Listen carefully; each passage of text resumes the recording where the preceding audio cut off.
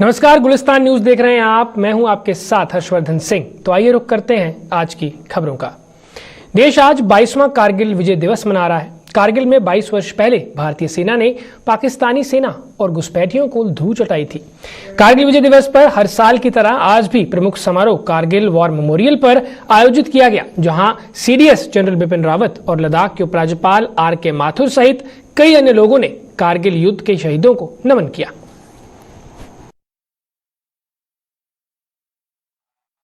Memorial जो द्रास में स्थित है, वहाँ पे मैं इस उपलक्ष्य पे पूरे देशवासियों के साथ साथ और विशेष रूप से देश के सेनाओं को अभिनंदन करना चाहूँगा, सल्यूट करना चाहूँगा, क्योंकि आज का दिन जो है हम सब के लिए एक महत्वपूर्ण दिन है। केवल लद्दाख के लिए नहीं, कारगिल के लिए नहीं, सेना के लिए नहीं, पूरे देशवासियों के लिए एक गौरवान्वित जो महसूस करने का एक दिन आज का है। और साथ ही साथ मैं ये भी मैसेज देना चाहूँगा, आज के दिन जो है केवल कारगिल विजय दिवस का ही नहीं, बल्कि आज के दिन के बहाना लेके हमारे देश में जितने भी सेनाओं ने जो अपने जान निछावर करके शहादत देके जो वीर गति प्राप्त हुआ है, उन सबको आज के दिन हमें याद करना चाहिए और देश वाले याद कर भी रहा है और यंग जनरेशन खासकर इन चीज़ के बारे में जानकारी भी रखना चाहिए। ऐसे शब्दों के साथ मैं एक बार फिर से जिन वीरों ने हमारे लिए शहादत दी, उन सबको एक बार फिर से याद करते हुए सलाम करता हूं, सल्यूट करता हूं और देशवासियों को भी अभिनंदन करता हूं, विशेष रूप से इंडियन आर्मी को अभिनंदन करता हूं।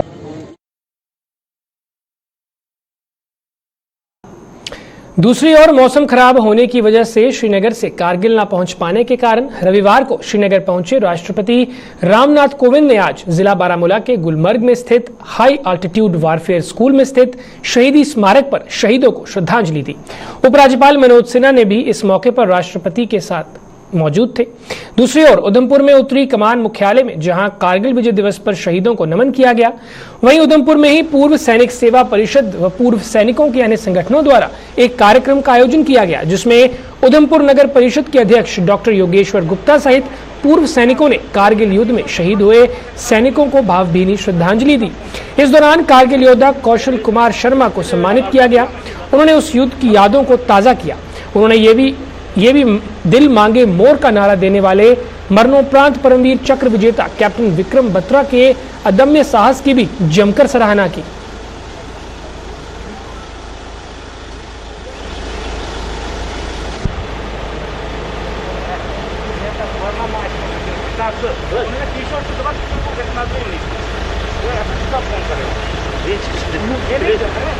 जिसकी बदौलत हम करगिल की लाइफ लाइन NH1 को सेव करवाए थे और पाकिस्तान की लॉजिस्टिक 20 जून 1999 में हमने सबसे पहले उनका लॉजिस्टिक पोर्ट एडम्स पोर्ट ख़त्म किया था और अपना एडम्स पोर्ट बरकरार रखा। तो उसके बाद ही 20 जून के बाद हमारी जो पाकिस्तान के ऊपर चढ़ाई है वो शुरू हुई थी। तो वो पूरा श्रेय कैप्टन विक्रम बत्रा को जाता है, जिन्होंने उसको सही समय पे कैप्चर किया। कोई ऐसा लम्हा बताएं कैप्टन विक्रम बत्रा के साथ जो आप आज भी याद आता है? कैप्टन विक्रम बत्रा के साथ मुझे वो लम्हा याद आता है जब हमारी एक साथ छोटी मोटी 18 कैजुअल्टी हुई थी, जिसमें 3 बैटल भी थी। उस समय उन्होंने कहा था, कुछ नहीं है, आगे बढ़ो, दिल मांगे मोर, उसी समय का वर्ड है। वही लम्हा मुझे बहुत अच्छा लगता है, जबकि वो सबसे आगे थे। उनको 2-4 लोगों को पीछे होना था, नहीं, वो सबसे आगे थे। वही समय दिल मांगे मोर मुझे बहुत याद आता है। हमारे लिए बड़ी गौरव की बात है। मैं आपको बताना चाहता हूँ, जैसे आपको पता होगा, जम्मू कश्मीर में कारगिल युद्ध में मिलिट्री अवार्ड मिले 6 मिले, उनमें से उधमपुर के हिस्से भी एक आया था और मेरे captain Kaushal Kumar Sharma 13 Jack rifle जो विक्रम बत्रा के साथ थे। दोनों अभियानों में विक्रम बत्रा के साथ साथ रहे, उनके बडी कहते हैं जिसको आर्मी, उनके बडी थे। ये हमारे बीच हैं, उनको सम्मानित किया गया और बाकी नई दिल्ली में प्रधानमंत्री की अध्यक्षता में हुई सर्वदलीय बैठक को हुए अब करीब 1 महीना पूरा होने पर जहां रविवार को नेशनल कॉन्फ्रेंस के अध्यक्ष डॉक्टर फारूक अब्दुल्ला ने बैठक का कोई भी नतीजा न निकलने का आरोप लगाया था, वहीं पीडीपी ने भी उनके सुर में सुर मिलाया है। पीडीपी के महासचिव गुलाम नबी लोन हंजूरा ने बताया कि सर्वदलीय बैठक में अपने अपने मन की बात रख चुके दलों को ये उम्मीद थी कि विश्वास बहाली के उपायों पर कार्रवाई शुरू होगी, लेकिन ऐसा अभी तक नहीं हो पाया है। हंजूरा ने पाकिस्तान के साथ बातचीत करने की जरूरत पर बल देते हुए आरोप लगाया है कि ये मांग उठाने से पीडीपी पर देशद्रोही होने का इल्जाम मढ़ दिया जाता है। जहाँ बड़ी उम्मीदें वाबस्ता थी जब प्राइम मिनिस्टर साहब ने 24 को ये मीटिंग बुलाई थी ऑल पार्टीज की, हमें भी मदऊ किया था, हमारी प्रेसिडेंट साहिबा महबूबा भी उसमें गई, उन्होंने अपनी बात वहां रखी। हर एक लीडर ने, जितने भी लीडर उस पार्टी में शामिल थे, उन्होंने अपनी अपनी बात वहां पर रखी। किसी ने स्टेटहुड की बात की, किसी ने 370 की बात की, 35A की बात की, और लगता था कुछ कॉन्फिडेंस बिल्डिंग मेजर्स स्टार्ट हो जाएंगे, लेकिन आज तक 1 महीना हो गया, कोई नतीजा बरामद नहीं हुआ उस मीटिंग का। तो मुझे लगता है कि ये एक फ्यूटाइल एक्सरसाइज थी, इससे कुछ बरामद नहीं हुआ। तब से आज तक यही बात हम कह रहे हैं कि हर एक मसला जो है वो बातचीत के जरिए से हल होगा, न ग्रेनेड से न गोली से, बात बनेगी बोली से। तो जब हम ये बात कर रहे हैं तो पता नहीं हमें इंटरनेशनल कहा जा रहा है, हमें कहा जा रहा है कि ये हिंदुस्तान मुखालिफ है, ये पाकिस्तानी है, लेकिन जब कोई दूसरा ये बात कहता है तो तब वो इंटरनेशनल नहीं होते। लेकिन बात ये सही है, कल फारूक साहब ने, मैं अप्रिशिएट करता हूँ, वेलकम करता हूँ उनकी बात को। उन्होंने ये बात कही है कि यहाँ जो जितने भी मसले हैं वो बातचीत से हल होने चाहिए, पाकिस्तान और हिंदुस्तान के दरमियान बातचीत होनी चाहिए, और ये जो तमाम मसले हैं ये हल हो। आने वाले समय में कोरोना महामारी की तीसरी लहर के दस्तक देने की पूरी संभावना बनी हुई है, लेकिन इसके बावजूद डोडा के जीएमसी अस्पताल के बाहर उमड़ी भीड़ को रोकना स्थानीय पुलिस प्रशासन के लिए टेढ़ी खीर साबित हो रहा है। इस अस्पताल में कोविड जांच करवाने के लिए आए लोगों की भीड़ उमड़ रही है और सोशल डिस्टेंसिंग यहाँ रत्ती भर भी नहीं दिखाई दे रही। यहाँ ना तो लोगों को बैठने का बंदोबस्त किया गया है और ना ही पीने के पानी का कोई इंतजाम है। खासतौर पर बुजुर्गों और महिलाओं को कई दिक्कतों का सामना करना पड़ रहा है, लेकिन इसके बावजूद अस्पताल प्रशासन लंबी ताने सोया हुआ है। टेस्ट कराना था कोरोना का, लेकिन सुबह 8 बजे के आया हूँ यहाँ पे कोई बैठने के लिए कुछ भी नहीं था। इतना रश है यहाँ पे, गाड़ी पीछे भेजते हैं, गाड़ी आगे भेजते हैं। यहाँ पे बुजुर्ग हैं, लेडीज है, नहीं कहाँ होगा खत्म। यहाँ पे देखो कितनी भीड़ है, क्या यहाँ पे कोई है ही नहीं, ना इधर लाइनें लगाई हैं। सुबह से गाड़ी पीछे भेजते हैं, गाड़ी आगे भेजते हैं, टेस्ट कर रहे नहीं यहाँ पे अच्छी सूरत हाल करें। यहाँ पे खुद देखें आके इधर क्या हाल है। डेली तो इतना रश होता है, यहाँ पे बैठने की जगह भी नहीं है, लेडीज होते हैं, बुजुर्ग होते हैं।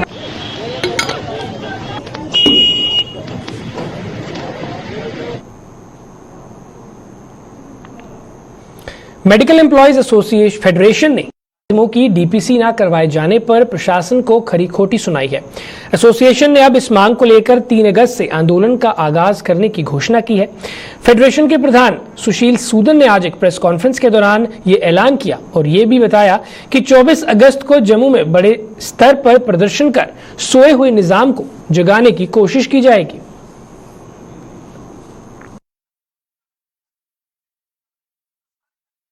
3 अगस्त को हमारा एक रियासी में विशाल धरना होगा, डिस्ट्रिक्ट रियासी में। इसी तरह जो हमारे 8 डिस्ट्रिक्ट बाकी हैं, चाहे वो उधमपुर है, पुंछ है, राजौरी है, कठुआ है, डोडा है, रामबन है, सांबा है, इन सब डिस्ट्रिक्टों में हम धरने देने के बाद 24 तारीख को हमने 24 अगस्त को चलो जम्मू हमने एक प्रोग्राम दिया है, जिसमें हम अपनी यहाँ स्ट्रेंथ भी शो करेंगे और गवर्नमेंट पर ये दबाव भी बनाएंगे कि जब हमारे साथी कोरोना शुरू हुआ था तब से लेकर ईमानदारी से फ्रंट लाइन में काम कर रहे हैं और बहुत सारे लोग हमारे शहीद हो गए हैं, मगर जब उनकी डिमांड्स की बातें आती है तो गवर्नमेंट जो है चुप हो जाती है।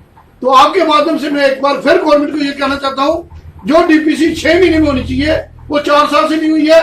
उसमें देखो कि कसूर किसका है, क्या डॉक्टर का कसूर है, किसी हेयर अफसर का कसूर है, जिसका कसूर है उसको पुलिस करो और हमारी डिमांड जो है उसको फुलफिल करो। हमने सुना कि हमने उनको कहा। दोमाना इलाके में खुलने जा रही शराब की दुकान के विरोध में वहां के लोगों ने आज जम्मू में डीसी कार्यालय के बाहर प्रदर्शन कर अपने गुस्से का इजहार किया।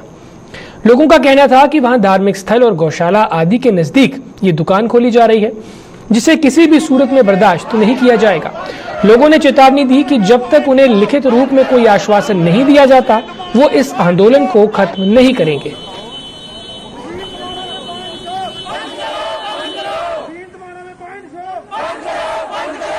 और गौशाला का मंदिर साथ है और स्कूल उधर साथ है, डॉक्टर की दुकान उधर साथ है और रास्ता 10 फुट है और उधर वाइन शॉप खोल रहे हैं। हम उससे बहुत तंग है। ये जितनी भी पब्लिक आई है, कल इससे भी ज्यादा वहाँ पर इकट्ठी हुई थी, कल भी प्रोटेस्ट किया, आज भी हम प्रोटेस्ट कर रहे हैं कि उधर वाइन शॉप नहीं खुलनी चाहिए।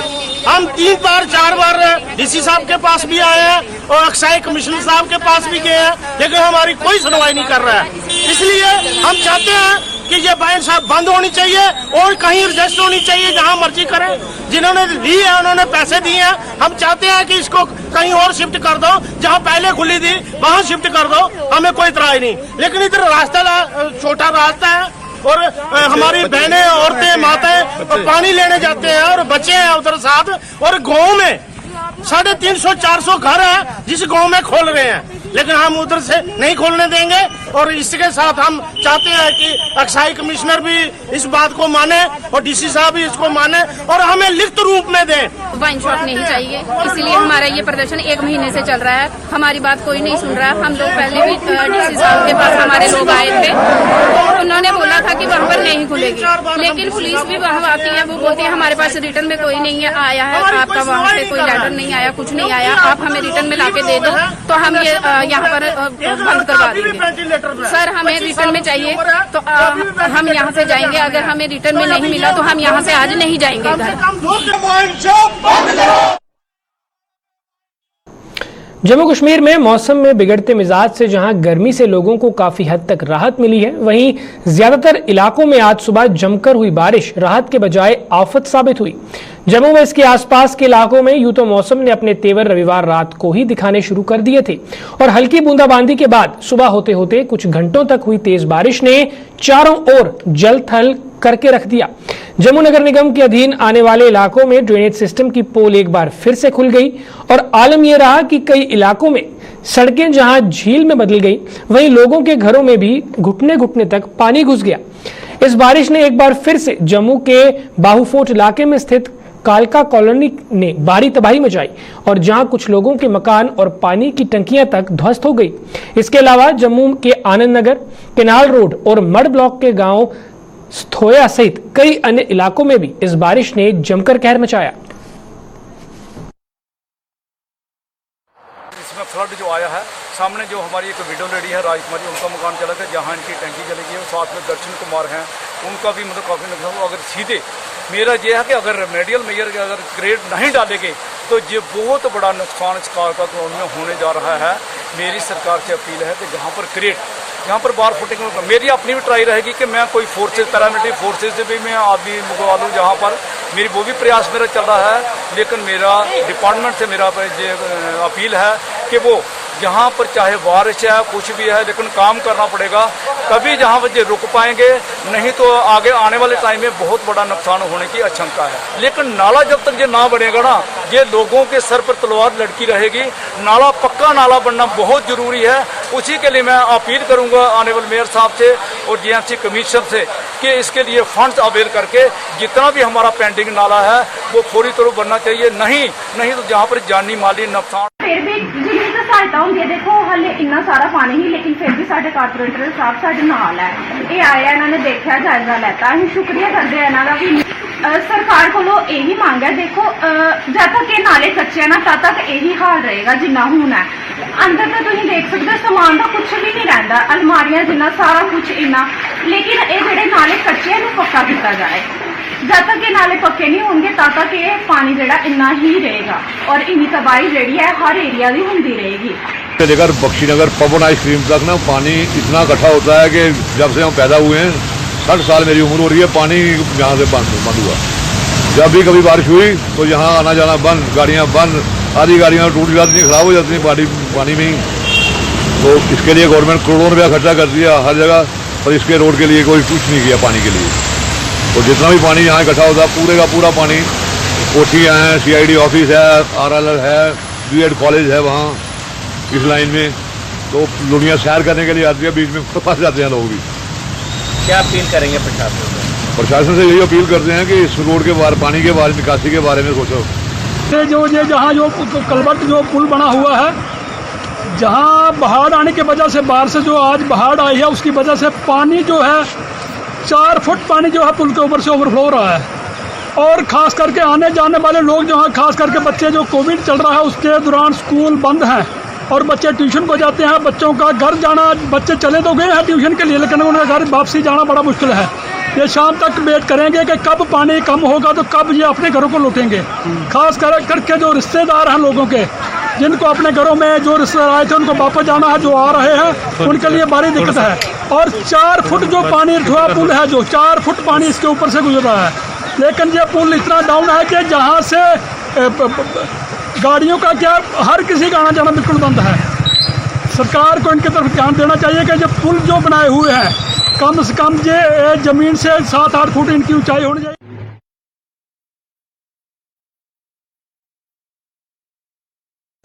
पिछले कुछ हफ्तों से सिंचाई के लिए पानी की किल्लत से जूझ रहे किसानों के चेहरे बारिश से खिल उठे हैं।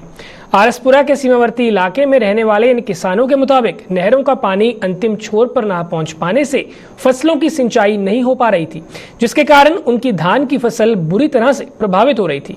हालांकि अब इस बारिश से खेतों को सिंचाई के लिए पर्याप्त मात्रा में पानी मुहैया हो गया है और ये धान की फसल के लिए वरदान साबित हुई है।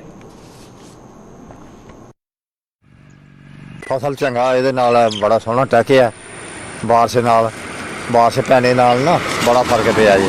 ਨਹਿਰ ਦਾ ਪਾਣੀ ਨਹੀਂ ਪੂਰਾ ਹੁੰਦਾ, ਪੁੱਜਦਾ ਹੀ ਨਹੀਂ ਪਿਆ ਇੱਧਰ ਅੱਗੇ। ਅਜੇ ਕਈਆਂ ਥਾਂ ਰਹਿੰਦਾ ਸਾਰਾ ਇਲਾਕਾ ਹੀ ਪਿਆ ਦਾ।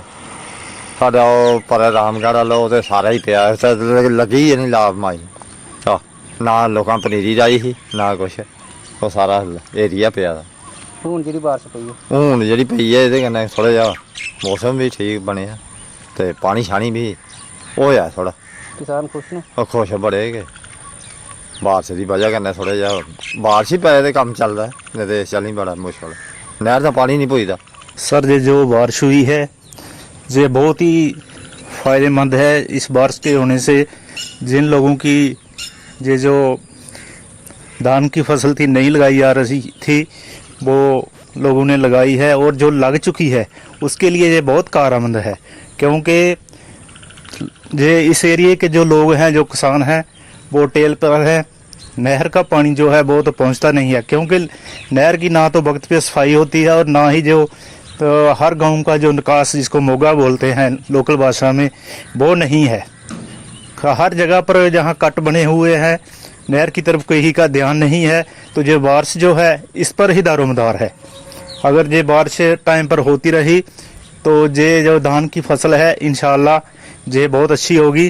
तो मैं भगवान का, उस अल्लाह का ये शुक्रगुजार करता हूँ। ये जो बारिश हुई है ये बहुत ही अच्छी हुई है, और आइंदा मैं प्रार्थना करता हूँ भगवान से कि ऐसी बारिश जो है वो समय समय पर होती रहे, ताकि जो हमारी जो फसल है वो एंड तक कामयाब हो सके। ये बहुत अच्छा है, क्योंकि कुदरत की ऐसी साढ़े वास्ते एक तोहफा मिले बारिश। इस वक्त सानू बारिश बड़ी जरूरी चाहिए थी, क्योंकि नहरों का पानी तो साढ़े पूरा होंदा नहीं है। बार्डर खास करके बार्डर के उपर से पानी जाता नहीं है, तो जी असी लोकल इलाके में इतने लगाई दी भी अं वो भी सुकन की कतार के उपर आई दी।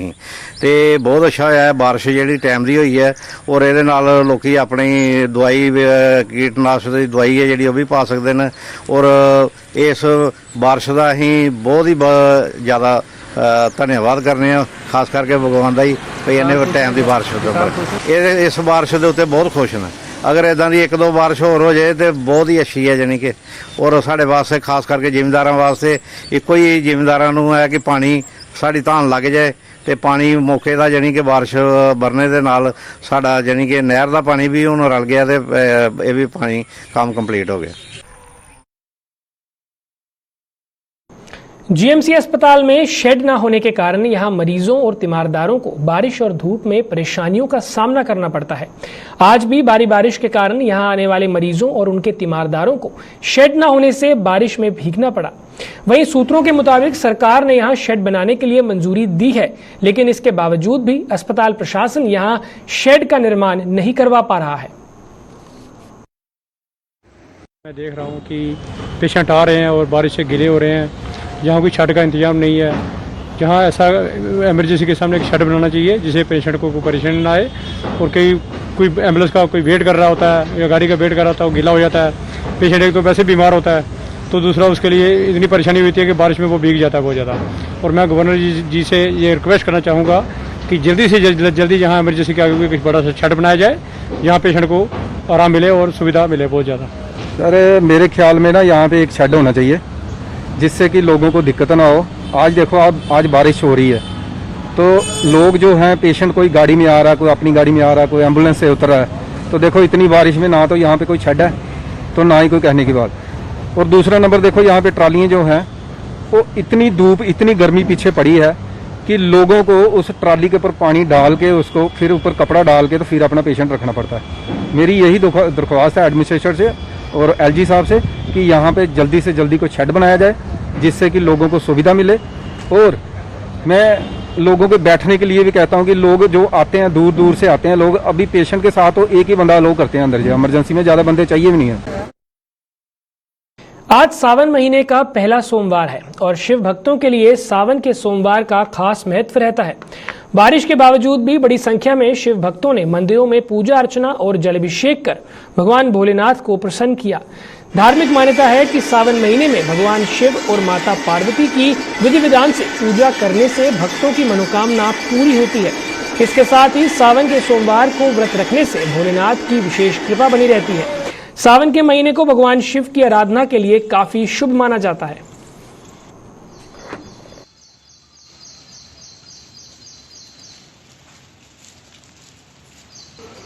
आज के दिन ये है कि मतलब भोलेनाथ अपनी मतलब अच्छी दया दृष्टि रखें, जो इतना कोरोना फैला हुआ है उससे निजात दिलवाएं।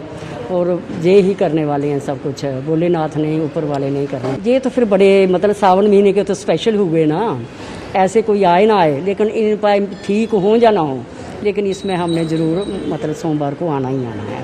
भगवान के देखो मैंने अभी एक ही बुक में पढ़ा है तो एक सोमवार को भगवान जी को साबुत चावल चढ़ाने हैं, एक सोमवार को सफ़ेद तिल चढ़ाने हैं, एक मुट्ठी भर, एक उसको सोमवार को साबुत मूंगी चढ़ानी है, जो लास्ट सोमवार है उसमें एक मुट्ठी जौ चढ़ाने हैं। इसमें मतलब बहुत ज़्यादा मतलब सभी परिवारों को भी सुख शांति मिलेगी, सुहागनों को उनके सुहाग मतलब वो भगवान ज़्यादा मतलब वो देंगे करेंगे।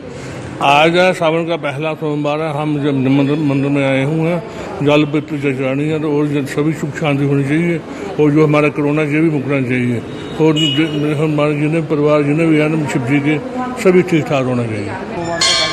आज सोमवार पहला सोमवार है, सावन महीने का पहला सोमवार है। इसमें मंदिर में आते हैं लोग और सब पूजा करते हैं, साथ में बिलपत्री फूल अक्षय और द्रुब वगैरह सब कुछ भगवान के अर्पण करते हैं और भगवान से कामना करते हैं कि हमारे लिए सब कुछ ठीक हो जाए, सारा परिवार सुखी रहे और जो कोरोना फैला हुआ है वो ख़त्म हो जाए। भगवान सबके दया दृष्टि रखे हमारे पर।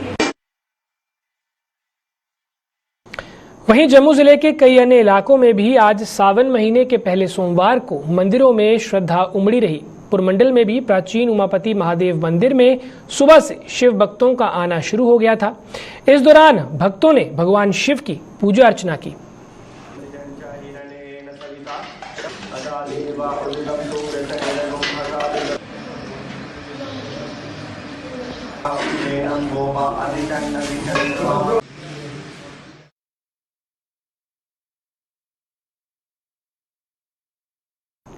जम्मू में स्मार्ट सिटी परियोजना के तहत शहर के सौंदर्यीकरण का काम जोरों शोरों से चल रहा है। इस कड़ी में शहर में वर्टिकल गार्डन भी बनाए जा रहे हैं। वर्टिकल गार्डन के निर्माण से शहर की सुंदरता में चार चांद लग गए हैं। जम्मू के मेयर चंद्रमोहन गुप्ता के मुताबिक शहर में वर्टिकल गार्डन का निर्माण कार्य लगभग पूरा हो चुका है और अब तमाम रोटरी के सौंदर्यीकरण का काम बचा हुआ है। वहीं शहर में वर्टिकल गार्डन के निर्माण से शहरवासियों में जहां खुशी है, वहीं उन्होंने इसके आसपास रखरखाव की भी पूरी तरह से व्यवस्था करने की मांग की है। वर्टिकल गार्डन तो ऑलमोस्ट कंप्लीट हो गया, डोगरा चौक से लेके केसी चौक तक। अब इसका जो दूसरा पार्ट है वो जितना भी डोगरा चौक से लेके केसी चौक तक 3 उसमें रोटरीज आती हैं, चाहे एक डोगरा चौक पंडित प्रेमनाथ डोगरा चौक की, दूसरी रविदास सावा जो जीवल वाली, तीसरी जो केसी चौक वाली, वो भी इसी अगले प्लान में लगभग 18 करोड़ का वो प्रोजेक्ट है। उसमें तीनों रोटरियाँ बढ़िया होंगी, वहाँ के रोड जो जितने फ्लाईओवर के नीचे पार्क बनेंगे, आगे बस स्टैंड जाके सारा वो डक्ट बनेंगे, उनमें सारा पानी की पाइपें, बिजली की पाइपें और भी जो सारी यूटिलिटीज है वो सारी उसी डक्ट में जाएगी। ओपन में कोई तार नहीं होगी, कुछ नहीं होगा। जो बस स्टैंड हमारा कितना गंदा लगता था, आज वो बस स्टैंड मल्टी कार का पार्किंग बढ़ने के बाद, भले वो मल्टी कार पार्किंग है, नीचे 80 गाड़ियों की अपनी व्यवस्था है, वहाँ बस स्टैंड है, वो टर्मिनल बना है, उसको हमने इसी हफ्ते स्टार्ट भी करवा दिया है। पहले जो काउंटर थे पुराने थे, अब उनको जो नए काउंटर में उनको शिफ्ट कर दिया गया है। लोग वहाँ के दुकानदार स्थानीय बहुत खुश हैं, पहले बड़े परेशान थे। और आने वाले समय में ये सबसे अपने आप में एक एक्स्ट्रा ऑर्डिनरी स्मार्ट ये बस स्टैंड तो बना, अंदर बाहर भी इसका जो जितना भी रोड है एक से बढ़िया बनेगा, पार्क होंगे, इसमें फुटपाथ अच्छे होंगे, लाइट्स अच्छी लगेंगी, एक अपने आप को ये स्मार्ट। वर्टिकल गार्डन कंप्लीट हो गया। वर्टिकल गार्डन जो ऊपर वर्टिकल का मतलब जो पिलर्स पे लगे हैं उसका काम 6-7 करोड़ का था, वो कंप्लीट हो गया और उसको 7 साल की उसमें गारंटी भी है, मतलब वही जो कंपनी है वही उसको मेंटेन करेगी। वर्टिकल गार्डन को पानी नहीं देना। वर्टिकल गार्डन बनाने से पहले नीचे ट्यूबवेल लगे थे, ट्यूबवेल के बाद टैंक बने थे, टैंक बनने के बाद मोटरों से आस्ता आस्ता बूंद बूंद पानी उनको अब जाता रहा। मैं देख रहा था आता जाता, वहाँ बारिश तो होती नहीं है, लेकिन पहले से हर महीने हर हफ्ते के बाद वो आस्ता आस्ता बढ़ रहे हैं और अपने आप में एक अच्छा एक वातावरण जम्मू शहर को मिल रहा है। देखो ये बहुत अच्छी बात है कि जम्मू स्मार्ट सिटी बन रही है और म्यूनसिपैलिटी ने और गवर्नमेंट एजेंसीज ने हमारे ये फ्लाईओवर के नीचे वर्टिकल गार्डन बनाया, बहुत अच्छा लगता है। तो ऐसे हर जगह होना चाहिए और भी बहुत जगह जहाँ पे वो कर सकते हैं ये। लेकिन मुझे एक बात से बड़ा ये भी दुख है कि कई बार मैं अभी रात को गया तो लोग उनमें से पौधे चुरा रहे होते हैं। ये बड़ी अफसोस की बात है। और हमारे जम्मू शहर को अगर कोई अच्छा साफ बना रहा है, सुंदर बना रहा है, तो हमें उसका सहयोग देना चाहिए, हमें रोकना चाहिए उन लोगों को जो ये पौधे चुरा रहे हैं। और ये जो स्मार्ट गार्डन है 6 साल तो वो इसको मेंटेन करेंगे ही करेंगे, उसके बाद हमारे जो जम्मू शहर की शोभा बढ़ेगी। फिलहाल के लिए इतना ही, मुझे दीजिए इजाजत, नमस्कार।